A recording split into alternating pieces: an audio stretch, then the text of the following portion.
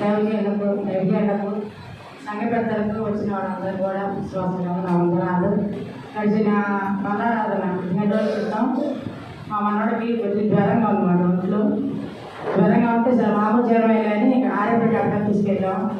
అంతకుముందు మా అమ్మాయి కూడా తీసుకెళ్ళినప్పుడు కూడా అమ్మాయి 2 సార్లు టైఫాయిడ్ జ్వరం కూడా తగ్గింది. సరే మనం తీసుకెళ్తే ఇది మామూలు జ్వరం అమ్మ చెంపలు బాగా వాసిన అబ్బాయికి ఏం కాదు, చెంపలమ్మన్నంత వరకు జ్వరం అలాగా తగ్గిపోద్ది, ఏం కాదు అన్నారు. సో చెంపలమ్మ అన్నాను, మాకు ఎప్పుడు తెలియదు, అలాగే ఎప్పుడు మాకు తెలియదు. అయితే ఇక 5 రోజుల వరకు ఇంట్లోనే ఉండాలి, బయటకు రాకూడదు, బయట వాళ్ళ అట్లు తిరిగి కాళ్ళు అడుక్కోవాలి ఇంట్లోకి వెళ్ళినప్పుడు అని చెప్పారు. సరే మాకు ఇంకా 5 రోజులు అట్టాకాదు. ఆ చెంపలే తగ్గినాయి కానీ జ్వరం అడుగు తగ్గల. మాకు భయం వేసింది, జ్వరం పోతుంది ఇంకా తగ్గలేదని మళ్ళీ పిల్లల డాక్టర్ తీసుకెళ్ళాం హరికట్ట హాస్పిటల్కి.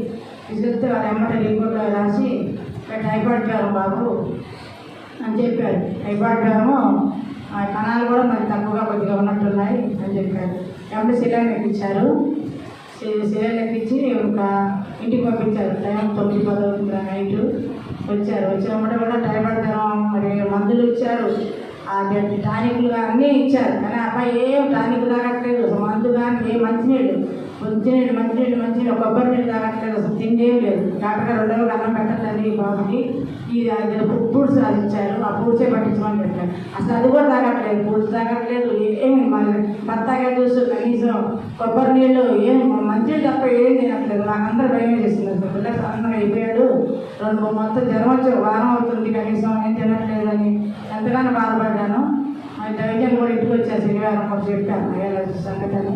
శనివారం పూట ఆరాధన, 2వ శనివారం చర్చిలో ప్రార్థన, పగల పూట అందరూ కూడా ప్రార్థన చేశారు.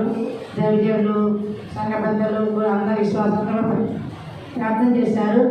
బాబు మరి ప్రార్థన చేసిన తర్వాత కూడా కొద్దిగా తగ్గింది, జ్వరం తగ్గింది, ఇంజక్షన్ తగ్గింది, కొంచెం పర్వాలేదు, ఆడుకుంటున్నాడు, కొద్దిగా ఆహారం తింటున్నాడు. నాకు కూడా అసలుకి 10 రోజుల నాకు అప్పుడే స్టార్ట్ అయింది వెనక కిడ్నీ దగ్గర ఉంటే అసలు దాంతో నొప్పి రావడం 5 నిమిషాలకు ఒకసారి నొప్పి వచ్చేసుకుంటే అందులో శనివారం కూడా చర్చిలు కూర్చోలేక పడుకున్నాను. శాంతకుమార్ అంటే మా పడుకున్నాను, అసలు నేను కూర్చోలేకపోతున్నా అమ్మా అని కాసేపు పడుకున్నాను. చర్చిలో అందరూ ప్రార్థన చేస్తున్నారు, ఆ నొప్పి తగ్గలేదు. అలాగే ప్రార్థన చేసుకొని దేవుడు వేసుకొని దైవజనులు కూడా చెప్పారు. అది తగ్గితే మళ్ళీ కాలు ఎడంకాలు మొన్న ఓటేసే రోజు బాగా విపరీతంగా నొప్పి, ఎడంకాలు తొంటి కానించి పాదం వరకు అసలు కాలు కింద పెట్టే పరిస్థితి. అలా అయినప్పుడు కూడా ఆ నొప్పి కూడా తగ్గిపోయింది.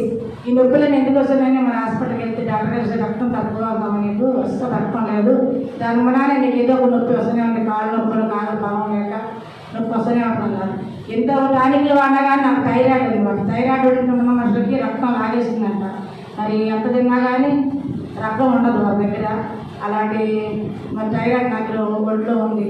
అయినప్పుడు కూడా దైవజనులు ప్రార్థన చేస్తున్నారు, సంఘస్థులు కూడా నా కోసం ప్రార్థన చేస్తున్నారు. ఇంతవరకు దేవుడు సజీవుల లెక్కలో ఉంచి మా కుటుంబాన్ని మా మనవాడు మంచి ఆరోగ్యం ఇచ్చినందుకు దేవుడికి శుద్ధులు స్తోత్రాలు. మీ అందరికీ నా వందనాలు. దేవుడి సాక్ష్యం జీవించిన